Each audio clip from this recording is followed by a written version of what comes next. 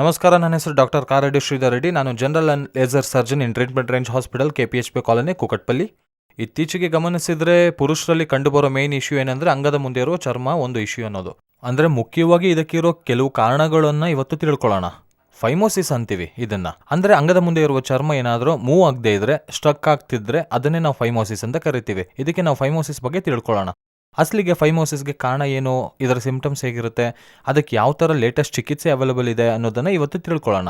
ಈ ಫೈಮೋಸಿಸ್ ಅಂದರೆ ಏನು ಅಂದರೆ ಅಂಗದ ಮುಂದೆ ಇರುವ ಚರ್ಮ ಏನಿದೆ ಅದು ಯೂಶಲ್ ಆಗಿ ಫ್ರೀಯಾಗಿ ಮೂವ್ ಆಗ್ತಾ ಇರಬೇಕು. ಬಟ್ ತುಂಬ ಜನಕ್ಕೆ ಏನಾಗುತ್ತೆ ಅಂದರೆ ಸ್ವಲ್ಪ ಟೈಟ್ ಆಗಿ ಮೂವ್ ಆಗುತ್ತೆ. ಕೆಲವರಿಗೆ ಅಸಲಿಗೆ ಮೂವೇ ಆಗಲ್ಲ. ಕೆಲವರಿಗೆ ಪಿನ್ ಪಾಯಿಂಟ್ ರೀತಿಯಾದ ಚಿಕ್ಕ ಹೋಲ್ ಮಾತ್ರನೇ ಕಾಣಿಸ್ತಿರುತ್ತೆ ಒಳಗೆ. ಅಸಲಿಗೆ ಹಿಂದಕ್ಕೆ ಹೋಗೋದೇ ಇಲ್ಲ, ಪೂರ್ತಿ ಟೈಟ್ ಆಗಿ ಒಂಥರ ಕಂಪ್ಲೀಟ್ ಆಗಿ ಮುಚ್ಚಿ ಹೋಗಿರುತ್ತೆ. ಕೆಲವರಿಗೆ ಚರ್ಮ ಅಂಟ್ಕೊಂಡಿರುತ್ತೆ. ಇನ್ನು ಕೆಲವರಿಗೆ ಶುಗರ್ ಇರೋ ಪೇಷಂಟ್ಗಾದ್ರೆ ಪೂರ್ತಿ ಲೋಳೆ ಥರ ಬರ್ತಿರುತ್ತೆ, ಕೆಂಪಗಾಗೋಗೋದು, ಅಷ್ಟೇ ಅಲ್ಲದೆ ಸಿಕ್ಕಾಕೊಳ್ಳೋದು. ಇವೆಲ್ಲ ಕಾರಣಗಳನ್ನು ನಾವು ಫೈಮೋಸಿಸ್ ಅಂತ ಕರಿತೀವಿ. ಅಂದರೆ ಅಂಗದ ಮುಂದೆ ಇರೋ ಚರ್ಮ ಏನಿದೆ ಅದು ಫ್ರೀಯಾಗಿ ಮೂವ್ ಆಗ್ತಾ ಇರಬೇಕು, ಅದನ್ನು ನಾರ್ಮಲ್ ಅಂತೀವಿ. ಹಾಗೆ ಯಾವಾಗ ಅಬ್ನಾರ್ಮಲ್ ಆಗಿ ಅಂಗದ ಮೇಲಿರುವ ಚರ್ಮ ಏನಿದೆ ಅದನ್ನು ಮೂವ್ ಆಗ್ತಿಲ್ವೋ ಅದನ್ನೇ ನಾವು ಅಬ್ನಾರ್ಮಲಿಟಿ ಅಂತ ಕರಿತೀವಿ, ಫೈಮೋಸಿಸ್ ಅಂತೀವಿ.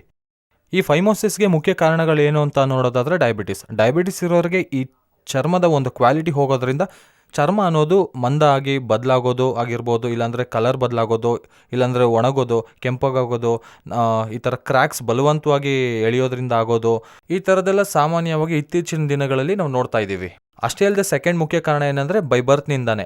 ನಾವು ಚಿಕ್ಕವರಿದ್ದಾಗಲೇ ಸ್ನಾನ ಮಾಡಿಸುವಾಗ ಹಿಂದೆ ಕೆಳದು ಪ್ರಾಕ್ಟೀಸ್ ಮಾಡಿಸಿ ಸ್ನಾನ ಮಾಡಿಸ್ಬೇಕು.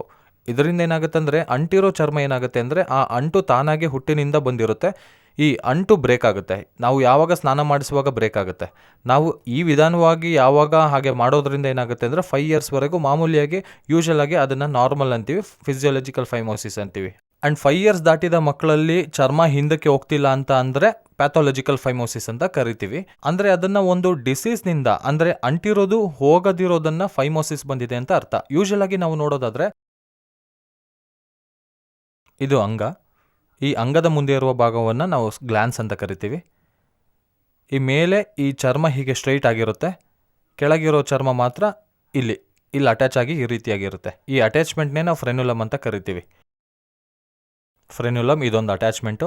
ಸೊ ಇಲ್ಲಿರೋ ಅಂಗದ ಮುಂದೆ ಇರುವ ಚರ್ಮ ಫ್ರೀಯಾಗಿ ಮೂವ್ ಆಗ್ತಾ ಇರಬೇಕು ಅಂದರೆ ಇದಕ್ಕಿಂತ ಬ್ಯಾಕ್ ಸೈಡ್ ಫ್ರೀಯಾಗಿ ಬರಬೇಕು. ಹಾಗೆ ಫ್ರೀಯಾಗಿ ಬರಲಿಲ್ಲ, ಕೆಲವ್ರಿಗೆ ಇಲ್ಲಿವರೆಗೂ ಮಾತ್ರ ಬರುತ್ತೆ, ಹಿಂದೆ ಕೇಳಿದ್ರೆ ಇಲ್ಲಿವರೆಗೆ ಬರುತ್ತೆ, ಕೆಲವ್ರಿಗೆ ಇಲ್ಲಿವರೆಗೂ ಬರುತ್ತೆ ಫ್ರೀಯಾಗಿ, ಇನ್ನು ಕೆಲವ್ರಿಗೆ ಇಲ್ಲಿಗೆ ಬಂದು ಸ್ಟಕ್ ಆಗುತ್ತೆ, ಹಾರ್ಡ್ ಆಗುತ್ತೆ. ಇನ್ನು ಕೆಲವ್ರಿಗೆ ನೋಡೋದಾದ್ರೆ ಈ ಚರ್ಮ ಕಂಪ್ಲೀಟಾಗಿ ಇಲ್ಲಿಗೆ ಬಂದು ಕ್ಲೋಸ್ ಆಗಿ ಚಿಕ್ಕ ಪಾಯಿಂಟ್ ಮಾತ್ರನೇ ಉಳಿದಿರುತ್ತೆ, ಇದರಲ್ಲಿ ಮೂತ್ರ ಬರ್ತಿರುತ್ತೆ. ಇಂಥವ್ರಿಗೆ ಇಲ್ಲಿ ಉಬ್ಬೋದು ಕೂಡ ಆಗ್ತಿರುತ್ತೆ. ಒಂದೊಂದು ಸಾರಿ ಮೂತ್ರ ಇದರಲ್ಲಿ ತುಂಬ ಹೋಗಿ ಉಬ್ಬಿ ಮೆಲ್ಲಗೆ ಒಂದೊಂದು ಡ್ರಾಪ್ ಬೈ ಡ್ರಾಪ್ ಸೋರೋದು ಕೂಡ ಆಗ್ತಿರುತ್ತೆ. ಇಲ್ಲಾಂದರೆ ಇದನ್ನು ಗಟ್ಟಿಯಾಗಿ ಪ್ರೆಸ್ ಮಾಡಿದರೆ ಮಾತ್ರ ಮೂತ್ರ ಬರ್ತಿರುತ್ತೆ. ಈ ಥರದ್ದೆಲ್ಲ ಲಕ್ಷಣ ನೋಡ್ತಿರ್ತೀವಿ, ಫೈಮೋಸಿಸ್ ಅಂತ ಕರಿತೀವಿ. ಈ ಪ್ರಾಬ್ಲಮ್ನೇ ನಾವು ಫೈಮೋಸಿಸ್ ಅಂತೀವಿ. ಈ ಫೈಮೋಸಿಸ್ಗೆ ಮುಖ್ಯ ಕಾರಣ ಡಯಾಬಿಟಿಸ್, ಫಸ್ಟ್ ರೀಸನ್ ಡಯಾಬಿಟಿಸ್.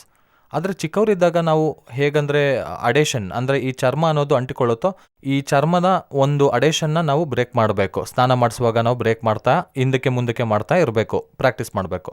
ಯಾವಾಗ ಪ್ರಾಕ್ಟೀಸ್ ಮಾಡಲ್ವೋ ಆ ಚರ್ಮ ಹಾಗೆ ಅಂಟಿಕೊಳ್ಳುತ್ತೆ. ಫ್ಯೂಚರ್ನಲ್ಲಿ ಟೀನೇಜ್ಗೆ ಬರೋ ಹೊತ್ತಿಗೆ ಹಿಂದಕ್ಕೆ ಬಂದಿರೋದು ಅಂಟಿಕೊಂಡು ಹಾಗೆ ಉಳಿಯೋದು, ಇಂಥದ್ದು ನಡೆಯುತ್ತೆ. ಸೊ ಇದಕ್ಕೆ ಲೇಟೆಸ್ಟ್ ಚಿಕಿತ್ಸೆ ಏನು ಅಂತ ನೋಡೋದಾದರೆ ಕನ್ವೆನ್ಷನಲ್ ಮೆಥಡ್, ಓಪನ್ ಮೆಥಡ್ ಅಂತೀವಿ. ಇದನ್ನು ಕಟ್ ಮಾಡಿ ಮಾಡ್ತಾರೆ. ಕುಯ್ದು ಹೊಲಿಗೆ ಹಾಕೋದ್ರಿಂದ 10 ರಿಂದ 15 ದಿನ ಬೆಡ್ ರೆಸ್ಟ್ ಇರಬೇಕಾಗುತ್ತೆ. ಡೈಲಿ ಡ್ರೆಸ್ಸಿಂಗ್ಸ್ ಮಾಡಬೇಕಾಗುತ್ತೆ. ಆ್ಯಂಡ್ ಹೈಜಿನ್ ಇರಲ್ಲ, ಹೈಜಿನ್ ಆಗಿ ಇಟ್ಕೊಳ್ಳಿಲ್ಲ ಅಂದರೆ ಹೊಲಿಗೆ ಮತ್ತೆ ಬಿಚ್ಚೋಗುತ್ತೆ. ಈ ಥರ ಆಗಿ ಸೆಕೆಂಡ್ರಿ ಫ್ಯೂಚರ್ ಕೂಡ ಅಗತ್ಯ ಬೀಳ್ಬೋದು. ಮೇನ್ ಇಂಪಾರ್ಟೆಂಟ್ ಏನಂದರೆ ಕಾಸ್ಮೆಟಿಕ್ ರಿಸಲ್ಟ್ಸ್ ಇರಲ್ಲ. ಬಟ್ ನಾವು ಮಾಡೋ ಲೇಟೆಸ್ಟ್ ಸರ್ಜರಿ ಏನಿದೆ, KSR ಸ್ಟೇಪ್ಲರ್ ಸರ್ಕಮ್ಸಿಷನ್ ಸರ್ಜರಿ. ಈ KSR ಸ್ಟೇಪ್ಲರ್ ಸರ್ಕಮ್ಸಿಷನ್ ಸರ್ಜರಿಲಿ ಏನಾಗುತ್ತೆ ಅಂದರೆ ಇದನ್ನು ನಾವು ಒಂದು ರೀತಿ ಸಿಂಪಲ್ ಒಂದು ಇನ್ಸ್ಟ್ರೂಮೆಂಟ್ನಲ್ಲಿ ಮಾಡಬೇಕಾಗತ್ತೆ. ಇದರಲ್ಲಿ ಪಿನ್ಸ್ ಇರುತ್ತೆ ಆ್ಯಂಡ್ ಅದಕ್ಕೆ ಜೊತೆಯಾಗಿ ಒಂದು ಸಿಲಿಕಾನ್ ರಿಂಗ್ ಇರುತ್ತೆ. ಈ KSR ಅನ್ನೋ ಬ್ರ್ಯಾಂಡ್ ಅನ್ನೋ ಸ್ಟೇಪ್ಲರ್ನ ಮಾತ್ರವೇ ನಾವು ಯೂಸ್ ಮಾಡ್ತೀವಿ ಇಲ್ಲಿ. ಇದರಲ್ಲಿ ಬ್ರ್ಯಾಂಡಲ್ಲಿರೋ ಸ್ಪೆಷಾಲಿಟಿ ಏನಂದರೆ ಇದರಲ್ಲಿರೋ ಸಿಲಿಕಾನ್ ರಿಂಗ್ ತುಂಬ ತೆಳುವಾಗಿರುತ್ತೆ, ಒಂದು ಸ್ಕಿನ್ ರೀತಿಯಾಗೇ ಇರುತ್ತೆ, ಯಾವುದೇ ಥರ ಪೇಯ್ನ್ ಇರಲ್ಲ, 0 ಪೇಯ್ನ್ ಅಂತೀವಿ. ಅಷ್ಟೇ ಅಲ್ಲದೆ ಊತ ಅನ್ನೋದು ಬರಲ್ಲ, ಎಡಿಮಾ ಬರಲ್ಲ. ಇದು KSRನ ಒಂದು ವಿಶೇಷತೆ.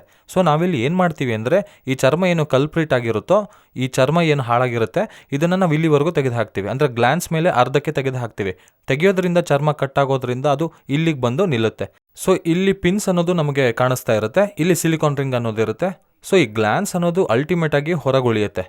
ಸೊ ಸರ್ಕಮ್ಸಿಷನಲ್ಲಿ ಒಂದು ಮೇಯ್ನ್ ಪ್ರಾಮುಖ್ಯತೆ ಏನಂದರೆ ಆ ಗ್ಲ್ಯಾನ್ಸ್ ಮೇಲೆ ಚರ್ಮ ಇರಬಾರ್ದು. ಚರ್ಮ ಇದ್ದರೆ ಮತ್ತೆ ಇದೇ ಇಶ್ಯೂ ಸ್ಟಾರ್ಟ್ ಆಗುತ್ತೆ. ಸೊ ಗ್ಲ್ಯಾನ್ಸ್ ಮೇಲೆ ಚರ್ಮನ ತೆಗಿಬೇಕಾಗುತ್ತೆ. ಇದನ್ನೇ ನಾವು ಲೇಟೆಸ್ಟ್ ಆಗಿ ಸ್ಟೇಪ್ಲರ್ ಮೆಥಡ್ನಲ್ಲಿ ಮಾಡ್ತೀವಿ. ಇದು ಜಸ್ಟ್ 5 ಮಿನಿಟ್ಸ್ ಪ್ರೊಸೀಜರ್. ನಾವು ಹಾಫ್ ಅನ್ ಅವರ್ನಲ್ಲಿ ಪೇಷಂಟ್ನ ಡಿಸ್ಚಾರ್ಜ್ ಮಾಡಿ ಕಳಿಸ್ತೀವಿ. ಯಾವುದೇ ಥರ ಬೆಡ್ ರೆಸ್ಟ್ ಇರಲ್ಲ.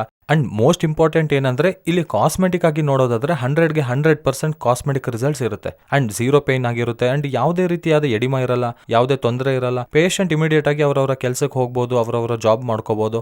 ಯಾವುದೇ ತರ ಬೆಡ್ ರೆಸ್ಟ್ ಇರಲ್ಲ, ಯಾವುದೇ ರೀತಿ ಪಥ್ಯ ಅವಶ್ಯಕತೆ ಇರಲ್ಲ, ತಿಂಡಿ ರಿಸ್ಟ್ರಿಕ್ಷನ್ಸ್ ಆರ್ ಫುಡ್ ರಿಸ್ಟ್ರಿಕ್ಷನ್ಸ್ ಇರಲ್ಲ. ಸೊ ಯಾರಿಗಾದ್ರೂ ಈ ಸಿಂಪ್ಟಮ್ಸ್, ನಾನು ಹೇಳಿದ ಸಿಂಪ್ಟಮ್ಸ್ ಏನಾದರೂ ಇದ್ರೆ ತಪ್ಪದೆ ನನ್ನ ಕನ್ಸಲ್ಟ್ ಮಾಡಿ. ನಾವು KSR ಸ್ಟೇಪ್ಲರ್ಸ್ ನಲ್ಲಿ ಸರ್ಕಮ್ಸಿಷನ್ ಮಾಡಿಸ್ಕೊಳ್ಳೋದ್ರಿಂದ ಈ ಪ್ರಾಬ್ಲಮ್ಸ್ ನ ಸಾಲ್ವ್ ಮಾಡಬಹುದು. Thank you very much.